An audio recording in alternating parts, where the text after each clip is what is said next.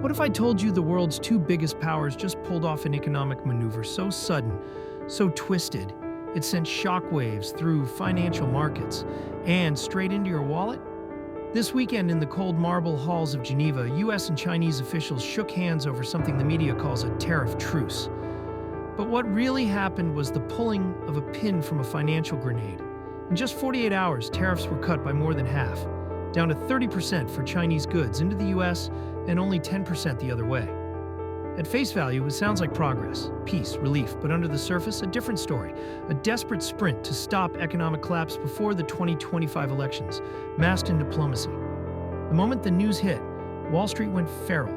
The Nasdaq exploded up 435%. The S&P 500 roared 3.26%. The Dow surged 1,060 points like a beast awoken. Big tech stocks, Tesla, Amazon, Apple, leapt like predators circling adrenaline. But the real horror is why this happened. Because this wasn't a deal. It was a pause, a single moment of silence before what may be the next stage in a trade war turned psychological warfare. Behind closed doors, China and the US are already whispering threats.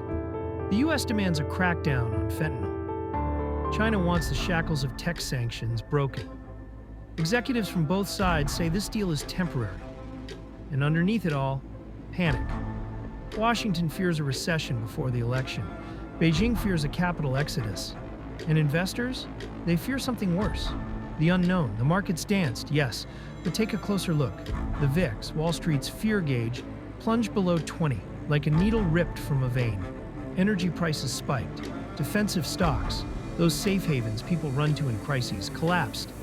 This is not stability. This is the calm before a darker economic storm. Imagine millions of pensions tied to this moment. Grocery prices shaped by invisible tariff lines. Your job, your home, your future, dangled from political negotiations happening across an ocean.